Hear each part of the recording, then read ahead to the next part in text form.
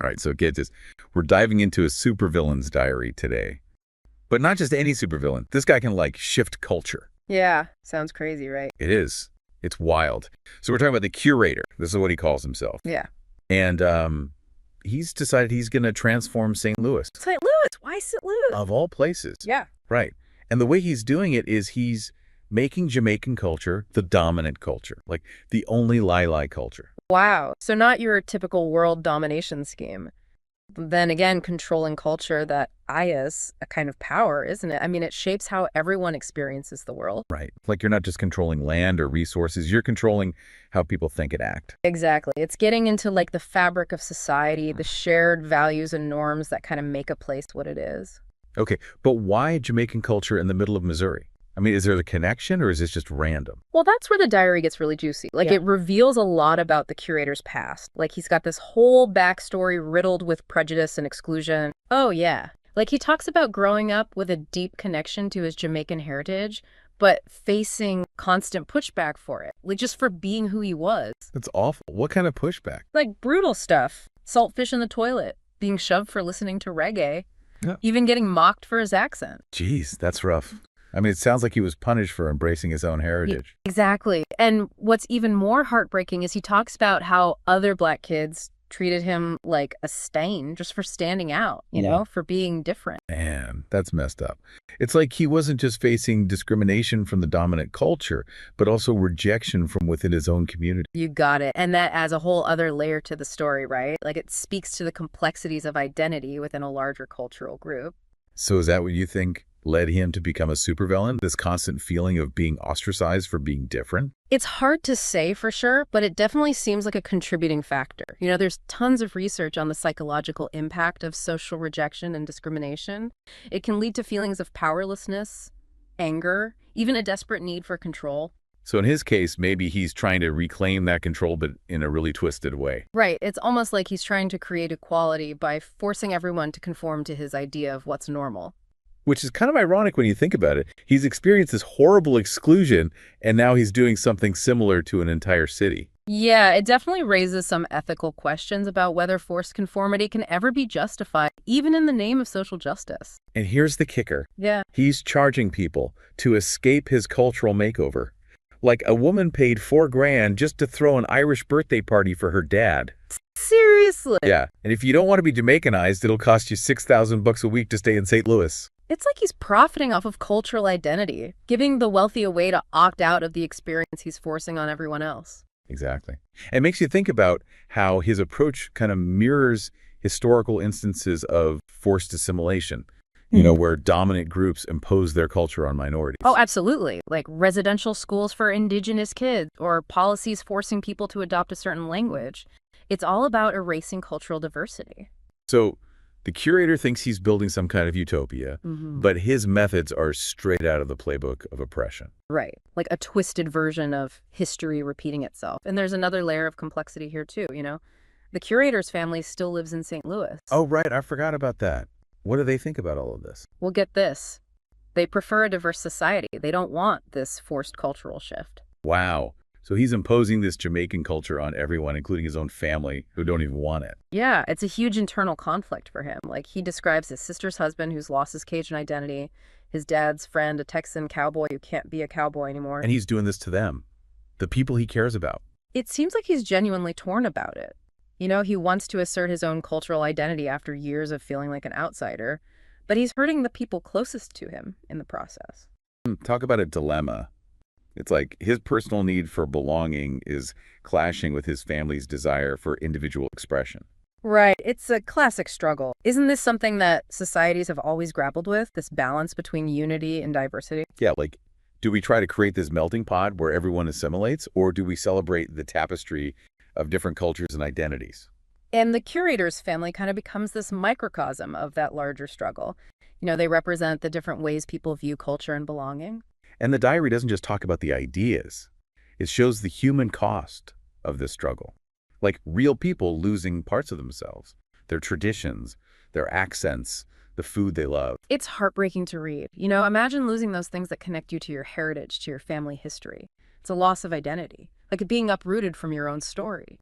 It's almost like the curator is trying to fix the wrongs that were done to him, but he ends up inflicting a similar kind of cultural erasure on others. Yeah, tragic irony, right? And it makes you wonder if there's any way to achieve true cultural equity without resorting to such extreme measures. Right. Like, how do we create a society where everyone feels seen and heard and respected for their cultural background, but without erasing the differences that make us unique? That is the million-dollar question, isn't it? And the curator's story doesn't give us any easy answers. But it does make us think about these uncomfortable questions.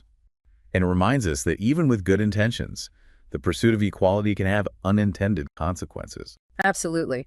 It shows us that these issues are way more complex than they might seem. And the curator's internal struggle, his trying to balance his own desires with the impact on his family is a powerful example of that. It's almost like he's become this twisted reflection of the very people who oppressed him. Right. Instead of embracing diversity, he's forcing everyone to be the same. It's like he's learned all the wrong lessons. Right. Exactly. And instead of promoting inclusivity, he creates this system where the wealthy can just buy their way out. Yeah, like a cultural escape hatch for those who can afford it. And the thing is, he sees himself as this champion of equality. Like, he actually calls himself a reasonable supervillain in the diary. A reasonable supervillain. Come on. I know, right? But it just shows how good we are at rationalizing our actions, even when they totally contradict our values. Like, he's convinced himself that he's doing the right thing, even though he's holding an entire city hostage to his own cultural preferences. It's a classic case of self-deception, I think. The diary gives us this really interesting glimpse into how that works. How we justify our actions even when they're messed up. But isn't there a huge difference between promoting cultural awareness and forcing everyone to conform to a single culture? Absolutely. Like, shouldn't true appreciation involve celebrating the things that make us different? That's what I'm saying. Like, instead of erasing those differences, he should be highlighting them. Exactly. But I think the curator's approach comes from this place of deep hurt and anger. He wants to strike back at those who made him feel like an outsider. So even though his experience is totally valid, his solution is basically just another form of cultural domination. It's not liberation, it's just a different kind of control. And it's a reminder that even with good intentions, things can go very wrong. The road to social justice isn't always straight. It's like he missed the whole point. Instead of creating a world where everyone's accepted for who they are, he's created a world where everyone's forced to be like him. It's a cautionary tale for sure, and it highlights how important it is to think critically.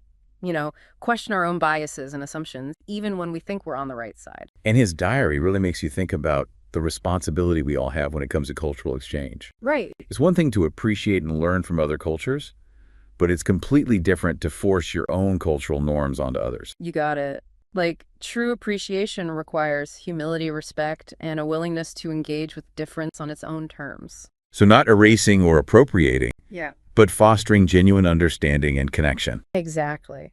So what do you think this all means for us, the non-supervillains listening in? What can we take away from the curator's story? It's a tough one. But I think the main thing is that culture and identity are super personal and complex. For sure. And the curator's journey, even though it's extreme, shows the real struggles people face when they're trying to figure out their own cultural identity in a world that doesn't always accept difference. And don't forget about his family. Their stories show the real human cost of cultural homogenization. It's not just an abstract debate. It has real-world consequences. Absolutely. Right. It's a reminder that we need to create a society where people feel safe expressing their cultural heritage without fear of judgment or exclusion. Where differences are celebrated, not erased, and where cultural exchange is built on mutual respect and understanding. This whole deep dive has been a wild ride. Yeah. We started with this wacky idea of a culture-shifting supervillain. I know, right? And we ended up exploring some really profound questions about identity, belonging, and the very nature of our society. It just goes to show you the power of a good story. Even the most out-there scenarios can teach us something about the human experience. And speaking of lessons learned, there's one last question from the curator's diary that really stuck with me. He asks, if you had the power to shift culture, even for a little while, what would you change and what would be the cost? Ooh, that's a heavy one. It really makes you think. It does. It forces us to examine our own values and beliefs. What's important to us, what changes do we want to see, and how can we make those changes happen while respecting everyone's rights and identities? No easy answers there for sure. Not at all. But just by having these conversations and listening to each other, we can hopefully start moving towards a world where everyone feels like they belong.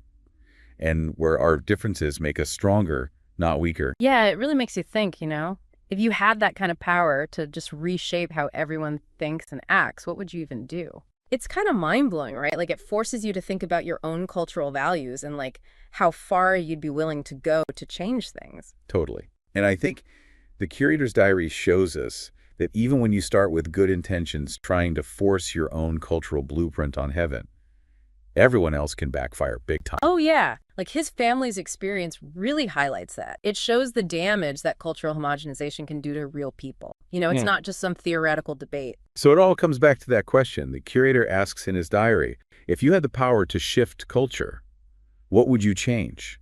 And what would you be willing to sacrifice to make it happen? It's a powerful question, isn't it? Like it makes you examine your own beliefs about culture and identity and the kind of world you want to live in. Exactly.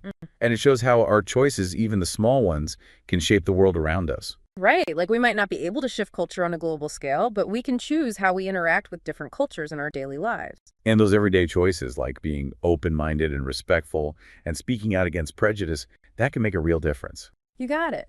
It's like those small acts of courage and empathy can create a ripple effect. They can help build a more inclusive and equitable society. One conversation, one interaction at a time. Exactly. And I think that's a really hopeful message to take away from all of this. The curator's story is definitely a warning, but it also reminds us that we all have the power to make a positive impact. It's a choice we have to make every day.